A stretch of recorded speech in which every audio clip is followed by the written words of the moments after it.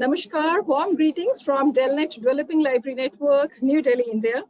Distinguished speaker, Mr. Nitin Seth, co-founder and CEO, Incedo Incorporation. Mr. Rajesh Shrimal, marketing head. Mr. Abhishu Rakshit, manager marketing of Incedo Incorporation. Shrikesh Kumar, President DELNET. Dr. S.S. Murthy, Vice President. Dr. P.R. Goswami, Treasurer DELNET. The officials from Incedo Incorporation, distinguished librarians, library and information science professionals, IT department officials, faculty, researchers, scholars, students, my colleagues here at DELNET New Delhi, and also its coordination units at Bangalore, Hyderabad, Pune, ladies and gentlemen. I, Dr. Sangeeta Kaul, Director DELNET New Delhi, on behalf of DELNET Developing Library Network, New Delhi, India, takes profound honor and pleasure in welcoming you all who have joined us online from various parts of India and many other countries across the globe, including Argentina, Bangladesh, Canada, Kazakhstan, Mali, Nigeria, Pakistan, Sri Lanka, UAE, and USA, to the DELNET Book Talk on Mastering the Data Paradox, authored by the distinguished author, Mr. Nitin Seth.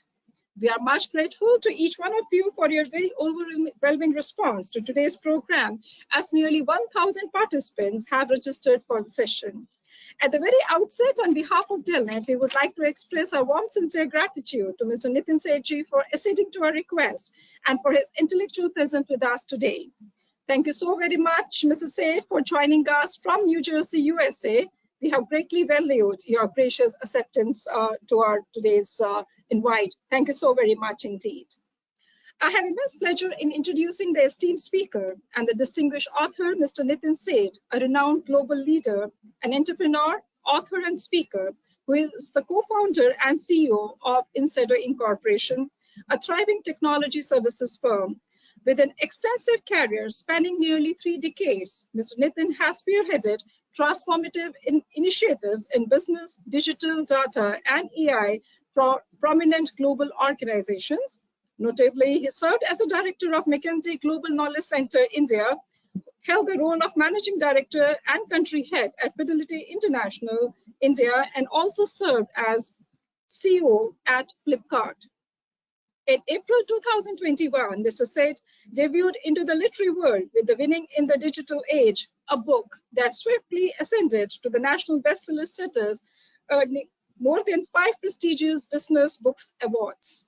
His latest book that we are going to have the deliberations today, that is Mastering the Data Paradox, released this year in India and also subsequently globally. This book has been declared a national bestseller by both Penguin and Amazon India and ranked number 2 in the overall books category and achieved as number 1 bestseller status across 4 categories on Amazon. I'm very much pleased and honored to inform you all that our distinguished speaker, Mr. Nitin Seth, has earned an MBA from IIM Lucknow and a degree in engineering from IIT Delhi. He currently lives in New Jersey, USA with his wife, 3 children, and a dog. It's such a profound honor and pleasure to have you with us, Nitinji, today. Thank you so very much for making it possible for us to have you with us on this platform. And may I have a pleasure in requesting you to kindly start the deliberations of the day today. It's over to you, Mr. Seth. Thank you so much, Dr. Sangeeta. Can you hear me well? Can you hear me well? Yes, very much. Yeah. Thank you for the very, very kind introduction. I'm very happy to be speaking with this group today. What better way of spreading knowledge than through libraries, and so happy to be speaking to this group. So let's get into the topic. We are in the AI age, isn't it? Whether we like it or not, it is inevitable. Yeah, it is inevitable, and if it is inevitable, we as well learn how to win in the AI age. And the most important foundation of AI is data. Yeah, is data. If without data, there is no AI. And that is really the topic of my book and the topic of our discussion today, that how do you master data? How do you master data to win in the AI age? Yeah. So you would notice from the title of the book that I call it the data paradox, because data is a paradox. It's not a very easy thing to grasp. At one hand, there is a deluge of data. On the other hand, there is an insight in terms of there's a drought in terms of insights or actions that you can draw from data. So it's a paradox. It's a deluge and drought at the same time. Yeah. So and which makes it very difficult to handle. Yeah. The other thing about data is that it's very vast, and data can mean many different things to different people.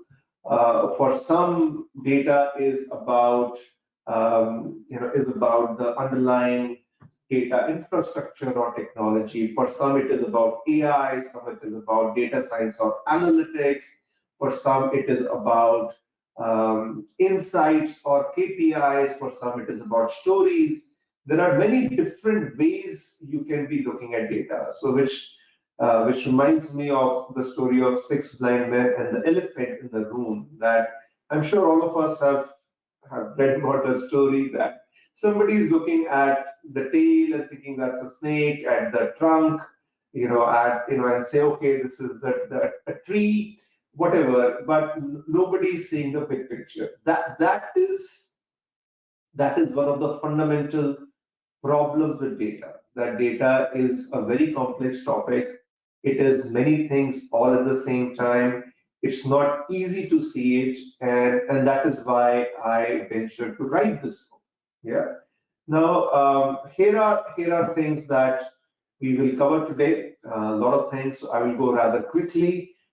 Before we dive into data and AI, we will speak a little bit about the digital age, yeah, because AI and data are all part of this broader phenomena, which is the digital age. Then, we will speak, then I will introduce to you what I call the incredible trifecta, or the holy trinity, or the three-wave, which is digital, data, and AI. Then we'll speak briefly about how do you create value from data, yeah, which is the DI/AI framework, and I will talk about what does this acronym DI/AI mean. Then we'll get to the paradox. I spoke about it, the deluge and the drought paradox. And then once we have introduced the paradox, we will then say, okay, how do you solve it? How do you solve it? Which is the unified solution framework, that I talk about extensively in my book. All of this is from a perspective of business or enterprises. But whatever is true for the enterprises is also true at the level of individuals, which is the microcosm, and also at the level of the society, which is the macrocosm. So we will see that. And then, finally, we will speak a little bit about generative AI, because the AI age, the most profound implication of that, or how many of us are now interacting or experiencing the AI age is through generative AI. So we'll speak a little bit about it, and then we will conclude it with the learnings. Okay. So that's the flow of my presentation today. To get us started, digital. What is digital? And digital, if you see from left to right, is a set of trends which have been playing out for the last 30, 40 years. And this started with this whole thing about digitization, of moving from physical to digital. But over time, that has been, we saw the internet wave in the 1990s, and that kind of transformed itself into a dot-com boom. And then dot-com boom became a dot-com bust for many of you. For those of you who recall that era, the early 2000s, and then it kind of the dot-com boom, or from the ashes of it, emerged a lot of new technologies, social media, mobile, analytics, cloud, often called the smack era. It's not something wrong which you should not be smoking, but that's a lot of new technologies, very fundamental. These technologies then morphed into what we call the digital ecosystem, which are e-commerce players like Amazon, Flipkart, payment systems like ATM or Zelle, or PayPal, or marketplaces like Airbnb and Uber, yeah. And that over the last 10 years has further transformed into what I call the data and AI age. With the sheer explosion of AI, blockchain, IoT, quantum computing, a lot of big things happening, but AI is clearly the dominant way. So digital is this ever expanding envelope or ever expanding balloon, which just keeps on growing and growing and growing. Yeah. And AI, data and AI is an aspect of it, but is perhaps one of the most profound manifestations of technology that we have seen in the history of mankind. And I'm choosing my words carefully. Now, as we keep progressing on it, maybe just a quick couple of minutes, just as my first book, was Winning in the Digital Age. So I started with a broader phenomena of digital age, and then in my second book, which we cover today in more detail, I dive into more the data and AI aspects. So the digital age that we just very quickly saw a picture of that. Now, of course, this is such a major force which has been transforming our world for the last, couple of decades. And trillions of dollars are spent every year by businesses trying to either build a digital business or an existing business. How do you transform it digitally? Now that's very exciting, but what many people don't talk about it is that 70 to 80% of the digital transformation initiatives fail. That's a rather large number. It's a rather large number. The 70% is also an underestimate. It is more like 80% or more. Yeah. So it's a it's quite remarkable that trillions of dollars are being spent. That's more than the GDP of India. 3-4 trillion dollars are spent every year on digital, and 70-80% of that goes waste. Now, I've been asking the question, why is that? Why is that? And to me, the answer is that the fundamentals of the digital age are quite different. Now, any theory, any strategy is based on some assumptions. If the underlying assumptions change in themselves, then it figures that the theory has to change. Now, in the digital age, the fundamentals of the assumptions have changed, but there has not been very big change in terms of management strategies. Now, how do you describe the world? How is it that the world is changing? That's a very important question. Now, the simplest way I describe it, and that's an important concept I want you to take away today, is the concept of VUCA. VUCA, volatile, uncertain, complex, and ambiguous. Yeah. Volatile, it's a very zigzag pattern, unpredictable. Uncertain, the outcomes are uncertain. Yeah, it's like the performance of the Indian cricket team, or at least used to be. Yeah, maybe it's now uncertain as like the Pakistan cricket team. They can be the best in the world. But they can also lose to a USA in one day. So uncertain, complex. The relationship between input and output is very complex. Yeah, it is not that 2 + 4 is equal to 6. It can be. It's a very complex relationship in this world, and ambiguous. Ambiguous. The reality is hazy. It's like a mirror, and the mirror is covered with a soot of dust. So the image that you see is hazy. Yeah. So that's what the world is today in this digital and AI age. And it's not just about technology. It's not just about business. Every aspect of the world we are in is VUCA. COVID is a very good example. COVID was very, very unpredictable, very complex. We still are not able to fully decipher how it happened, why it spread, and so on and so forth. And ambiguous, yeah. The picture is still very, very hazy. Yeah. So VUCA world, once you understand VUCA, you will begin to understand the world around us much better. Yeah. Now, when you go below that, that's a high level picture. There are 6 big shifts. There are 6 big shifts, that are happening in the world, which everybody needs to understand. The first are customers. The customers are becoming more demanding. Yeah, they are less loyal. whatever industry they are in, the expectation of service is driven by Netflix and Amazon. So it's kind of a very different customer. Customer was always king, and now customer is becoming God. Yeah. Number two is technology. Technology used to be like a support function. Then technology became an enabler. And now technology is driving the strategy. Earlier, it used to be you have a strategy, then you will say, oh, what do I need to do on technology? But today, technology is driving the strategy. Every company is trying to become a technology company. Even L'Oreal, which is the world's largest beauty company, it now says they're a technology company. Now, you would think that beauty or beauty products are as maybe non-technology as it gets, but they also describe themselves as a technology company. Velocity. The business has always moved in cycles. You always have a business cycle, and within a business cycle, you have product cycles. Now, all these cycles are becoming shorter. Yeah? So, if there was a business cycle which was 10 years, it's now becoming 4 or 5 years. If there was a product cycle which was 4 or 5 years, it's becoming 2 years. Yeah?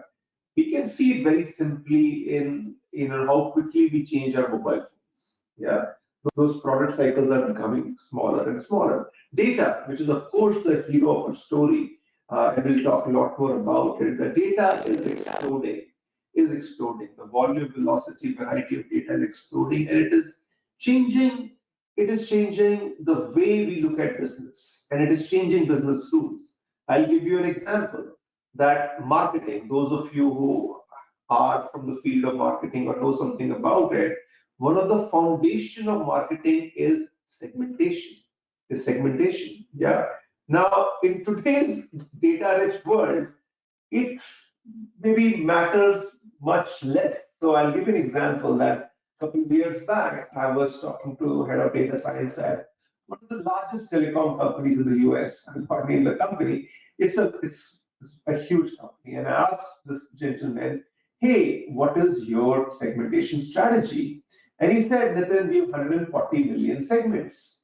Do you know what he meant? That they have 140 million customers. And each customer is now like a segment, that when you can identify each customer individually and on a real-time basis, what is the need for segmentation? It's a very big shift. This segmentation as a philosophy comes from a data scarce world. We are in a data rich world, yeah, where you can get to a segment of one. Number 5, iterative. The world no more moves in a linear fashion. It has never moved in a linear fashion. We just did not recognize it. When I was growing up as an engineer, one of the first things that we were taught was right first time. Yeah, completely incorrect in today's world. Yeah, it is not a world of right first time. It's a world of rapid experimentation. Yeah, you do not know the future, clearly. It's a VUCA world. The future is hazy. It is ambiguous. Yeah. So what you do is that you experiment a lot. You experiment, and things will work. Things will fail. So it's a philosophy of fail fast. It's a philosophy of fail fast. And what works, you do more of. What doesn't work, you kill it. Yeah. It's a very, very, very different management philosophy from the one where most of us grew up with. Yeah. And number 6, the nature of all knowledge. Most work is now interdisciplinary. Yeah. And it is because all the business world is driven by the customer. For customer, a problem or set of problems are not functional. A customer doesn't care it's a marketing problem or it's a manufacturing problem or it's a design problem. For them, a problem is a problem. Now, when I look back at my own experience and the relative success of a digital native like Flipkart and the challenges which traditional companies like Fidelity that I work with, faced, it comes down actually to their organization structures and not to technology. Digital natives are more easily able to organize themselves in a cross-functional fashion, in an interdisciplinary fashion, and the larger companies struggle with that. Yeah. So, and you can see this not just in enterprises, but also in knowledge. That if you look at today, the curriculum, especially here in America, they're all mostly interdisciplinary. Yeah. So the nature of work, the nature of knowledge is becoming more interdisciplinary. Yeah. I will pause here in terms of the recap of of winning in the digital age, just to kind of give you a flavor. And the right hand side, what, okay, then how do you solve for it? The seven building blocks, which maybe we can cover at another time. Yeah. So far I've covered what is this digital age. We talked about this envelope, and we talked about how success is not very easy in the digital age. And for that, you need to go back to the fundamentals. You need to understand how fundamentals are changing, which is the VUCA concept we spoke about, and six key forces: customers, technology, velocity, data, iterative, and interdisciplinary, which are changing the world very, very dramatically. Okay, now let's get to mastering data paradox. Yeah, we are really, really, I would say, at a very unique, extraordinary time in our evolution as mankind. We have seen 200 what are called general innovations, technology innovations in our history, which includes things like fire, wheel, and the AI innovation that we are seeing is the 200th and probably the most significant one. So we are really, really at a remarkable point in history. And the key driver of the AI age really is the unprecedented, remarkable explosion of data over the last 2 decades. Yeah. You should look at this slide carefully. It is one of the core research I have done, and you will understand, why I'm using so many, superlatives, when I talk about data. So over the last 20, 25 years, if you see, the world population has grown by 30%, 1.3x. Number of cars have doubled. The world GDP has grown 3x. Internet, which has exploded, has grown 20x. But if you look at the amount of data generated, it has grown 100 to 150,000 times. It's not 100 and 150 times, it's 100 to 150,000 times. Okay. So the growth of data is absolutely spectacular. It is disproportionate. We have not seen anything like this in human history. Just to put things in perspective, we have at least 10,000 years of recorded human history. And 90%, more than 90% of the data of the world today has got generated only over the last 2 years. Only 2 years. Yeah. So you can imagine that 10,000 years of data on one hand, and 2 years of data on one hand. Yeah, in 2 years, we have generated 90% of the data of the world. And just think about the future going forward. That data is really, really exploding at an unbelievable rate. And there are three dimensions of it. The volume of it, yeah, the velocity of it. Velocity is that everything is becoming real time. When you go to a bank, you don't even have to go to a bank. You are doing those transactions online.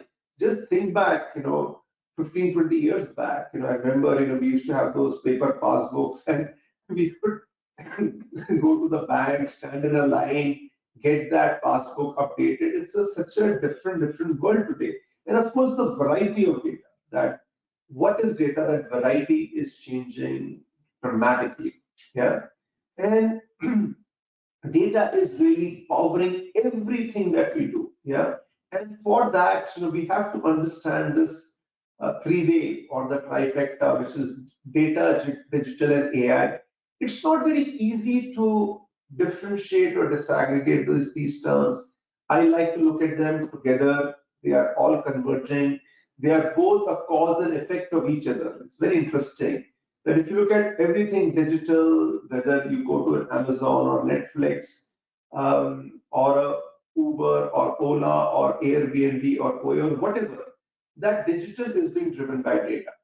Yeah, so data is the cause of digital, and then digital creates a lot more data. It's called data exhaust. Yeah, so it's both a cause and effect. Now that data is the foundation for AI. Yeah, all AI is driven off data, but then AI is also the way of managing data. Now, some of the biggest issues we face in data are data quality and data security, and AI is really emerging as the way of managing that. Yeah. So it's kind of like it's like a cosmic dance. Yeah, digital data and AI, they're all three highly intertwined with each other. Yeah. Now, every aspect of our life, the way we commute, the way we consume entertainment, healthcare, the way we shop, banking, everything is changing because of digital data and AI. Everything, yeah. And that's the left hand side. And on the right hand side, because of this, every business is getting transformed. Every possible industry is getting completely transformed because of digital data and AI. Yeah. So this is tremendous.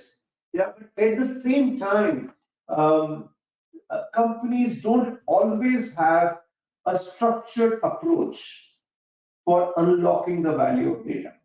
Yeah, we know at a general level that data is very important, but at a specific level, what is our playbook? What is the method in kind of deriving value from data is not always clear. Yeah, so that's where I have proposed this very simple framework: DIAI, data, insights, action, and impact. Yeah. So think of it as like an oil refinery. Like you go through different stages of an oil refinery, and at each stage you get a more and more valuable output. Yeah. So from data you get to insights. Yeah. The insights can be of four nature. The most basic type is descriptive, which is describing what happened. Yeah, which is 70-80% of all reports or insights are like that. What happened? Then the next comes diagnostic. Diagnostic says, why did it happen? Yeah. And then comes predictive. Yeah. This is what is going to happen. Yeah. And is then prescriptive. Do this. When we talk about AI and machine learning, we are really the traditional use of data has been more about descriptive and diagnostic. Over the last 10-20 years, the field of analytics of data science has really become very prominent, and that's where predictive comes in. And then the world of AI is really about prescriptive. Yeah. And from insights, you get to actions, because just insight itself is not a source of value. The actions can be strategic, which are in the long term, or it can be operational, which are in the short term. Yeah. And from those actions, you have an impact on the company. The impact could be on the customer side, yeah, or impact could be internal in terms of business operations, or you combine the two, and it is developing a new business model. Yeah. And now we spoke about this value creation framework for data, data insights, action, impact. Now, one of the biggest, most critical research that I have done through my work is that today the conversion across this funnel, if this was like a oil refinery, and like you have one step to next step, the conversion across each of those stages is very poor, is extraordinarily poor. Now, only 15% of the data that an enterprise collects is actually used, yeah, in any form, in any fashion. Now, of that 15% data, only 3 to 10% is used for any kind of analytic or insight generation. Yeah. Of that data, only 5 to 20% of the analytical models or reports get into production or into any kind of action. Yeah. And then of that, there are only 8 to 20% models that deliver business impact. Yeah. So, I can spend many hours just talking about it, but this is quite a profound thing that, the data that you start and you process and you spend money on, the amount that is actually helpful is 0.01 to 0.4%, less than 0.5%. So that's quite a, shows you the size of the opportunity and the challenge today, that the majority, we have a lot of data, but today we are not able to utilize majority of it. Yeah, so there is a tremendous waste happening. Yeah, so that really, I think, sets the stage, and then we say, okay, where is this problem? Why is this problem? And that's where we get to our paradox. Yeah, the data paradox. And I talked about it, the data deluge and the inside route. The simplest way of describing it or thinking about it, like I spoke about the VUCA world, yeah, or I spoke about the six blind men. The simplest way of thinking about this problem is water, water everywhere, yet not a drop to drink. Yeah, it's very famous lines by Samuel Taylor Coleridge, and I think these lines will describe very well the problem we have with data, that there is a data deluge and there is an inside drought. And if we break that down, there are three problems that come out. That data initiatives cost too much, take too long. Even after that, teams don't have the data they need. Yeah, and even after that, even when you get the data, teams are not effective with the data they have. Yeah, so it's a three-step type of three symptoms that we see when we ask people what's happening and what's the problem. Data initiatives cost too much, too long. Even after that, you don't have the data that you need, and even after that, they're not effective with the data they have. Yeah. So then, once these are the symptoms, then the question is, what's the root cause? Yeah, that's a very natural question. Yeah. And when we go to the root cause, and we spend a lot of time trying to understand the root causes. So it's a very complex maze, yeah, that we're starting with these three symptoms. We saw 9 root causes. I will not go into all of that. It will take too long. But if I were to simplify it, yeah. The problem with data is that we're solving it as a physical problem, which is we are trying to get all of it together. There is so much data, and we think, okay, once I get all the data together, I will be able to do something with it. But it never happens, because the data keeps on growing and growing and growing, and we are never able to get it together. Yeah. The solution is probably a lot more of a logical approach. Yeah, a lot more of a logical approach, which is more focused on what problem we are looking to solve, and for that problem, what data is needed. It's a very fundamentally different view. Yeah. So today, we don't do that. The business problem is not clear. We don't really forget breaking it out into specific data needs. We try to bring all data together. That data is exploding.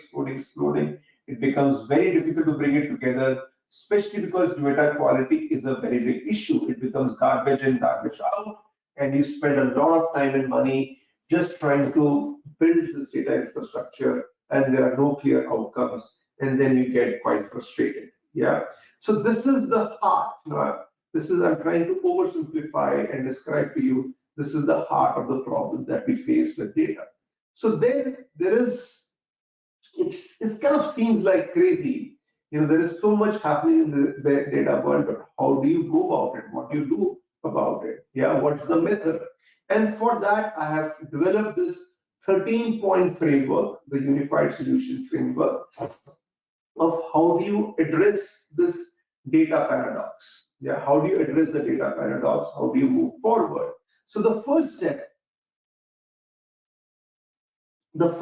of course, is to narrow the problem. Yeah, in this world of big data, if you want to make sense, you have to first narrow the problem, which is by defining the business problem and breaking it down using something called trees.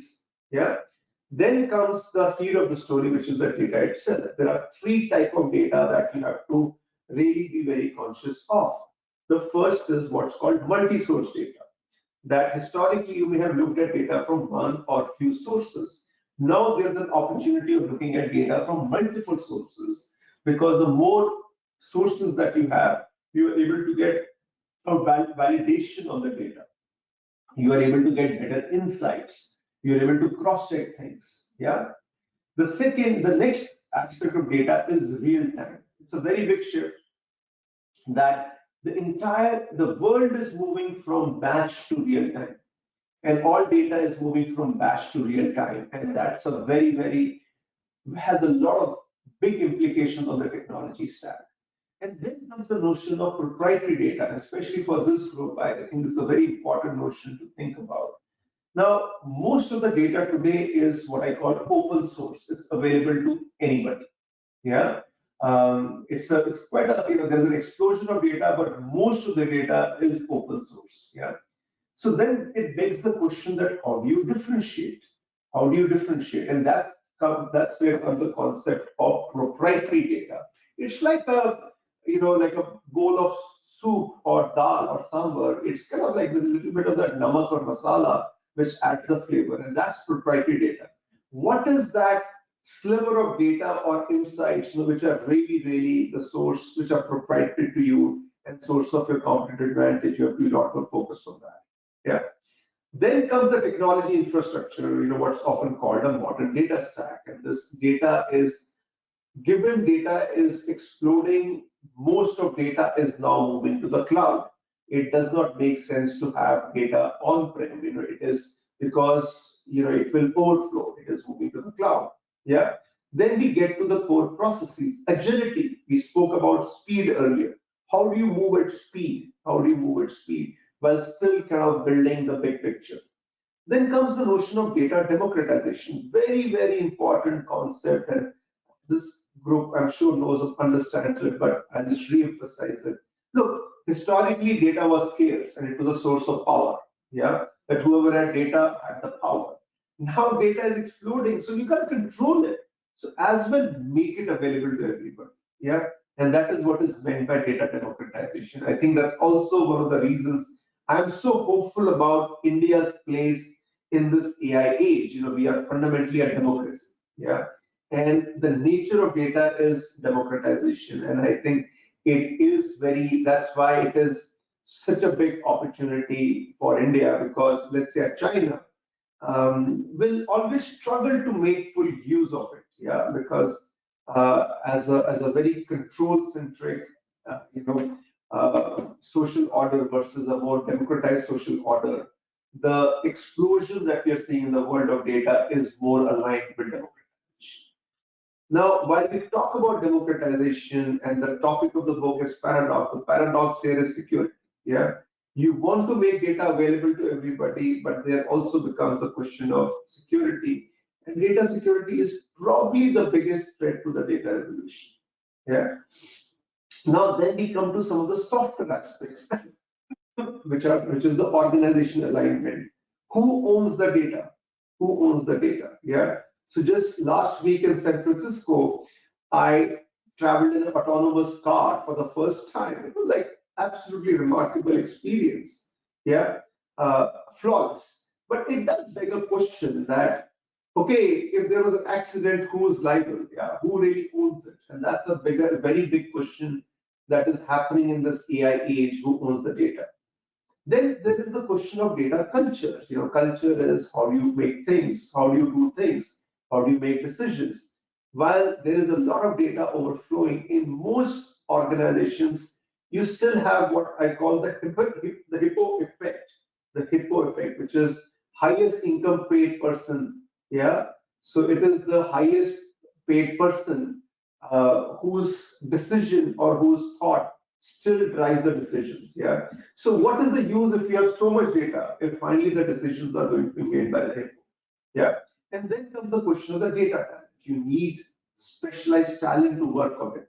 Yeah. While you're democratizing, you still need specialized talent, and that's not an easy thing. And finally, there are two sutradhars, connectors for this. There is data quality. We have spoken about it. Data quality is probably the biggest problem in the data age, and there is something called data products. That how do you think about data as a product? Yeah, this whole, and that's probably one of the biggest trends in the AI and data space, to create products so that you can drive decisions from data in a more scalable, repeatable fashion. Again, time is limited. I will not be able to go into the details of this.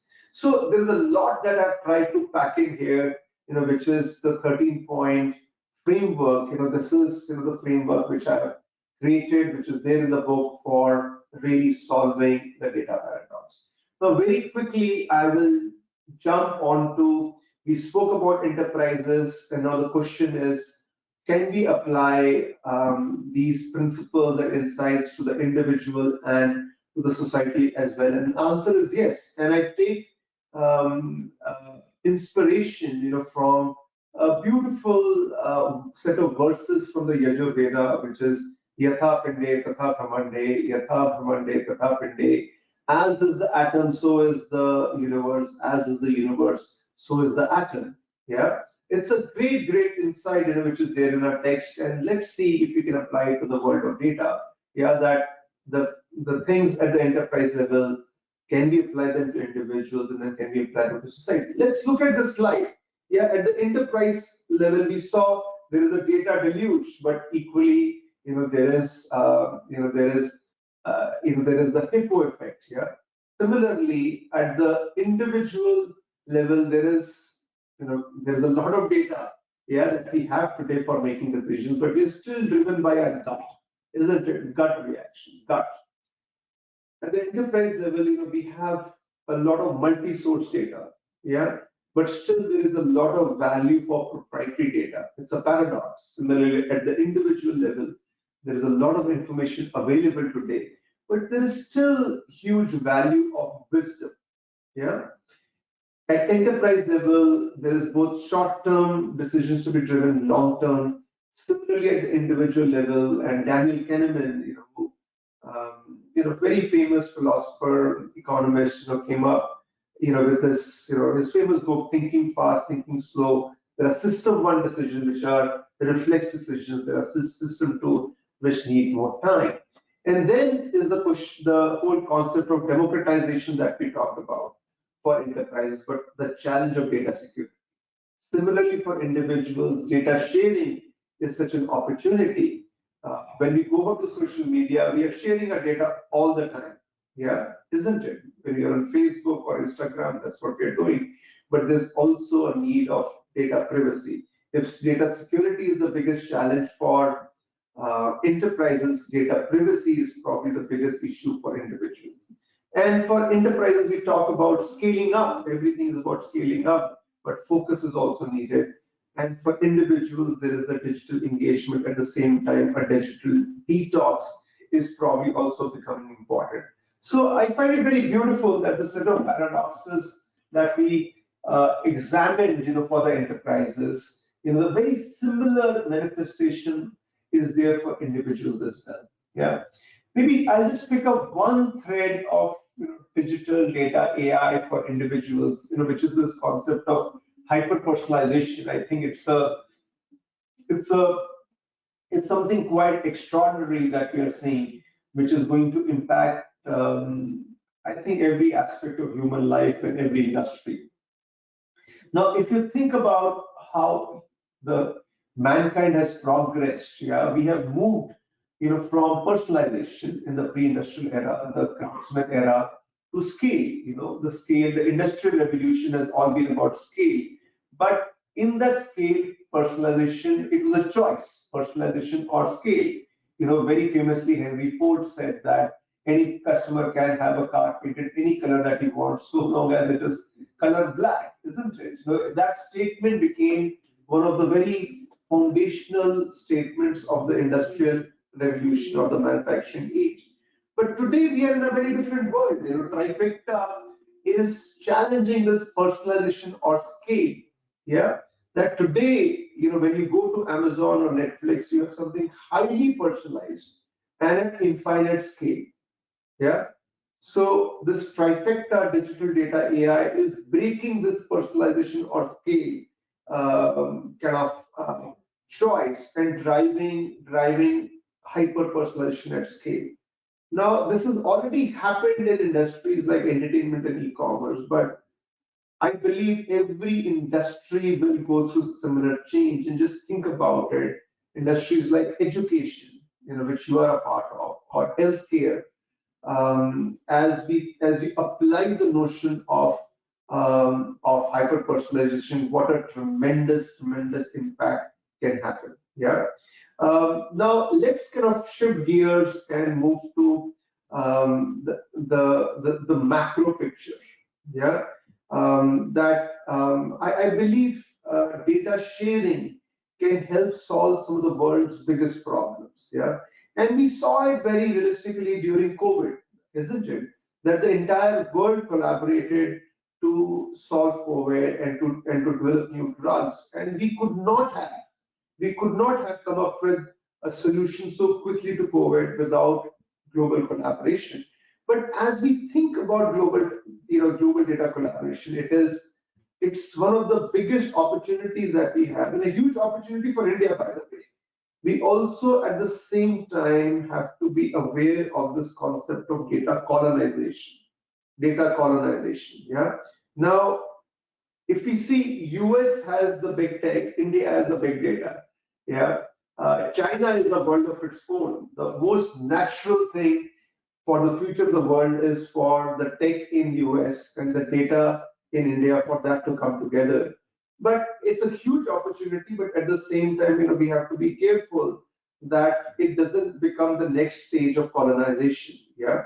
So I don't think it will happen because I think India today is a lot more self-aware and self-confident. But it is, while we are going into the world of global data collaboration, data colonization is something we have to be very, very mindful of. Yeah. Uh, while data collaboration is a huge opportunity, equally as a paradox, there is this thing about competition and winning. Yeah. So with every industrial age, the global power has changed. We are this digital AI age is the fourth industrial revolution. If you think about the first industrial revolution, before that, India and US were the dominant global powers, and we know what happened after that. After the first industrial revolution, we came down from 25% plus of global GDP to less than 1 or 2%, and UK, Europe rose. The second, industrial revolution of electric power, US rose. Yeah.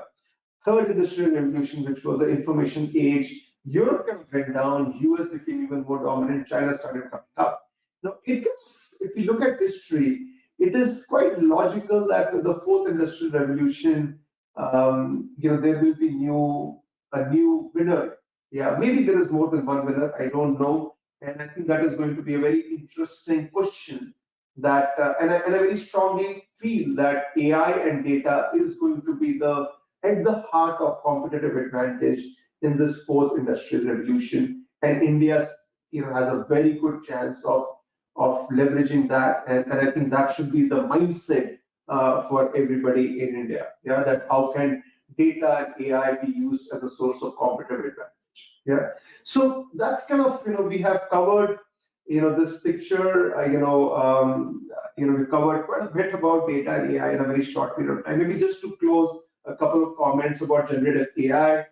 Generative AI is something quite tremendous. Okay, that AI historically needed data, yeah, but with generative AI, what has happened is that we have tapped into the data of the world, yeah, the data of the world, all of internet data.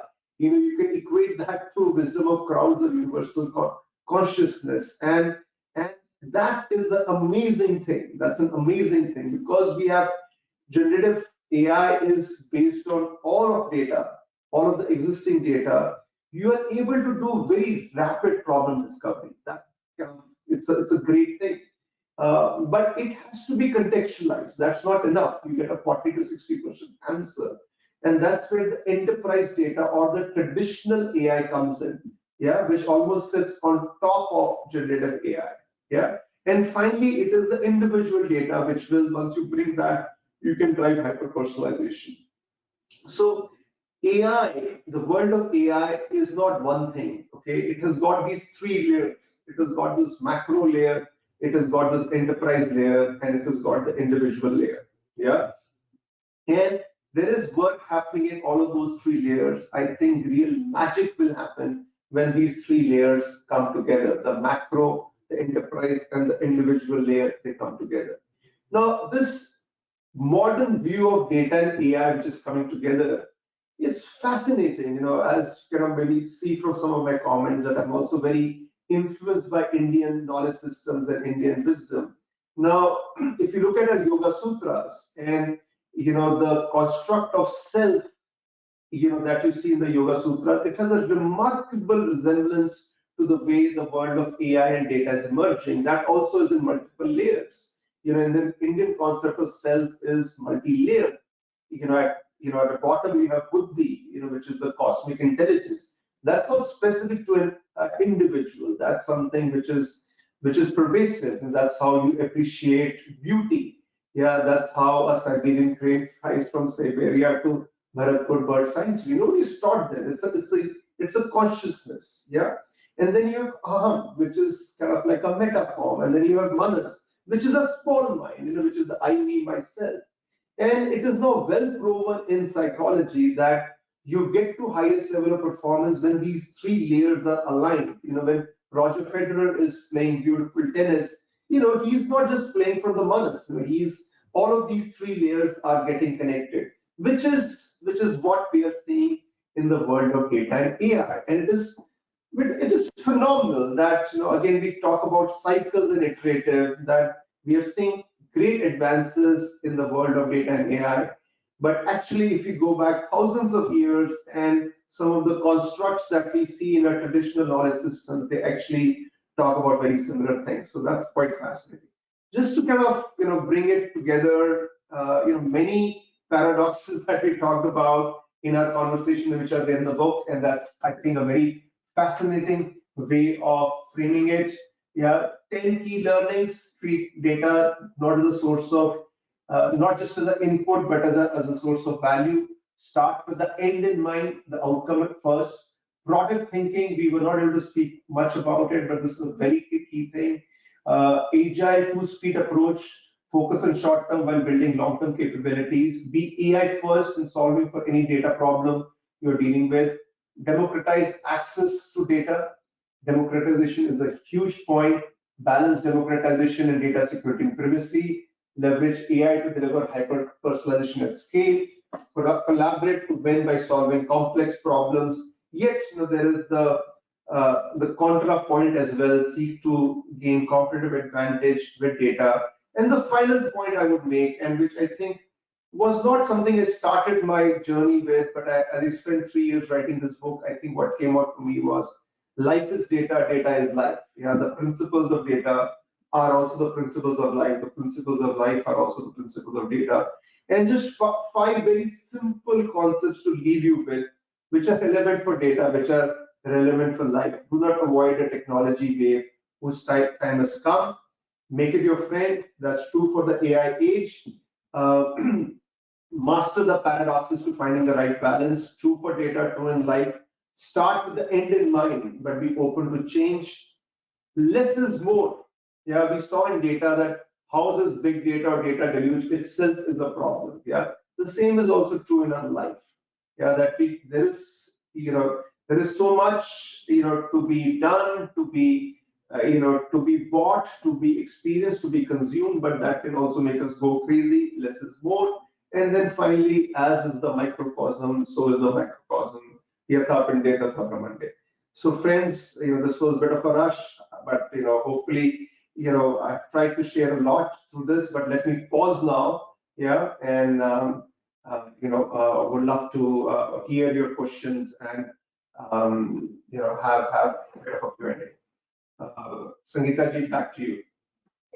Thank you very much, Mr. Seth. What an extraordinary talk it was. Spellbound, with this remarkable presentation of yours, the marvelous work that you have done. And I think each one of us would like to quickly grab the copy of not only the book that we have deliberated today, that is on mastering the data paradox, but I must say also about the other book, that you have authored, Winning in the Digital Age. It has truly been such a knowledge enhancing. We have felt truly enlightened, with the enormous work that you have been doing it for 3 decades. And I must wholeheartedly admire the efforts that you have put in to bring your vast wisdom to each and every one in this digital age, making the world more illuminated by authoring these 2 wonderful titles. And this has been so apt and holds such a great relevance for libraries and information science professionals. We all are today on this platform. Whatever you have said, holds to the core a great relevance. And I think it is much desired that the libraries must acquire, this particular publications of yours. And we really wish that we get many more opportunities, to interact with you and to get benefited, with your vast wisdom that you hold with you. And this speaks volumes of your commitment to share the knowledge that you have possessed over the years, holding the most key positions and practically at the helm of affairs, and making it available for others to get benefited out of it. What a lucid presentation that you have given. And I think each one of us would, with your permission, we would like to make this entire recorded, deliberations onto our YouTube channel. And each one of us would really love to, keep on listening to you again and again.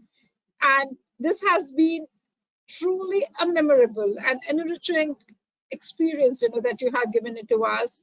And we really look forward to having you whenever you are back home here in India. You have your office also here nearby to Delhi, Gurugram. It would be a wonderful pleasure, to have in person, a talk, person of your stature we know that, it would truly be a great honor and pleasure to have you also. But we have made such a wonderful beginning, because whatever you have said today, each one of us have got so immensely benefited, because we deal with data. We try to take, as you have said, that when we look at data, everyone looks at it more as an input. In the last concluding slide that you have mentioned, that yes, look at try to find it out, the value in that. So the perspectives, your presentation here today, have entirely changed, the perspectives at how we look at the data, and even the emergent, the AI which is being there, and how we ourselves can tame the technology and move it, the way that we want it. And this is going to just get remembered by us forever. The golden words, of wisdom shared by you on this platform. We have truly felt so very happy and blessed that we have been able to have your time with us on this platform. And we really look forward to have many more opportunities. And these two books, authored by you, we are pretty confident that each one of us who are on this platform, quickly after finishing it off, the session, we would like to place an order on the Flipkart or on Amazon to ensure that we have the copies with us. And DELNET would feel very happy to also let the recorded versions of this entire deliberations of today, to inform more than our 9,000 institutions about it, so that they get a chance, to get benefited, endlessly with your vast experience. Thank you so very much, Mr. Seth. It has been a great honor and pleasure. And thank you so very much for making it possible to have you with us on this platform. And once again, we congratulate you. The entire fraternity here from India would like to join us in congratulating you on the marvelous, remarkable work that you are engaged with. And we look forward to the third title. I hope so that it's already in the pipeline and you're working on that, and soon it will see the light of the day. It very much is. In a couple of months, it should be done. Yeah. Yes. Thank you so very much indeed. Thank you. And thanks for the great work that DELNET is doing in spreading knowledge across our country. So I appreciate that. I had a chance to look it up. So congratulations. And I appreciate that a lot of people joined for the session on a Saturday evening in India. So speaks to volume of the commitment and passion of this group. So really, really well done. Thank you very much, Mr. Seth. With your permission, I know that we have already completed. I will just, with your permission, can we just take a quick 1 or 2 questions? Another 5 minutes maximum, is it possible? Yeah, very happy to take it. Thank you so much. Thank you. We are making the floor open right now for our attendees. If you have any question, you may like to, we know that, you are full of, Mr. Seth has given you so much enormous knowledge, through this truly and scintillating session that we had today. We just request you, if you have any questions, please kindly raise your digital hand and we'll be very happy to get you connected. or perhaps you can post it in the chat box, and that will be much quicker because of paucity of time. We request you that if you can send your question on the chat box, and we will like to take the questions. I would just like to ask you, I can see that everyone is in great praise as we, organizers. So everyone is in great appreciation for the work that you have done and also for the wonderful presentation that you have given. One question that I would like to ask you, Mr. Seth, and this is about, the ethics in AI and, the bias that we do encounter. How you, being truly a person who is, practically, you're a practitioner, you're a data practitioner, how do you foresee, its influence, especially in the decision making, and it's also more like it's more like a threat also at the same time. And the ethics in AI, how do you foresee how the world is moving, and also the bias that it also creates at the same time? You have spoken in your presentation about the data democratization and many other things. So how to make it more ethical also at the same time when we think about AI? Yeah, no, Sangeeta, that's a very critical question. Like we said that data privacy or data security are, very big challenges for this data and AI revolution, and so is this question of ethics and bias. Yeah, and the question of ethics, it finally goes down to data. Yeah, because the AI is largely about the data that is being fed into it. Yeah, and the way it works is that there is a polarization which is built into the AI algorithm. So if you go on social media and if you have a particular political orientation, and the moment you like something, you will see more of it. Yeah, so there is a confirmation bias that happens. So there is just something about the way AI works, but it is extremely important. But there is also the question of deliberate biases. If you go to Wikipedia, yeah, and for example, India or many things Indian, you look it up, I think it's not very difficult to see a certain bias. You see, the recent elections in India, or you see what's happening in the US elections, the biases are all playing out. I think there is no option but to have some global standards, with the, around the algorithms. Yeah, there will need to be some global standards, around, what kind of data goes in. Yeah, because a lot is about the data, but also around the algorithms. Some level of check and balance on that. And it's not unusual. Look, most physical products have some kind of standards, isn't it? You buy a car, there are emission standards. Yeah, you buy any product, there is a, you buy any food product, there is a description. So why should there not be on an AI product? Yeah, there has to be standards, has to be check and balance, and it has all happened so quickly that the regulation or governance has not caught up. Yeah, but at this point of time, there is a lot happening around. There's a lot of conversation which is happening around these topics of ethics, bias, privacy. These are all interconnected topics. But I fully, I just want to acknowledge that this is a big issue. This is a big issue, and if we don't address this, then what will happen is that countries will start to build Chinese walls, like we saw in Brazil recently, that it banned Twitter. China, of course, is in a world of its own. Yes. India is a great democracy, and we allow everything. But if the bias issue is not addressed, it will put some Chinese walls around the spread of these platforms, which will not be the right thing. Thank you very much, Mr. Seth. For the first time, we have heard about this, that yes, and what you have said, definitely it holds really a great value, because if we set in some standards, it's like a code of ethics, even for AI ethics, we have an international, some kind of, bodies who takes care of it, just to ensure that this remains a very highly, not only democratic and ethical practice also at the same time.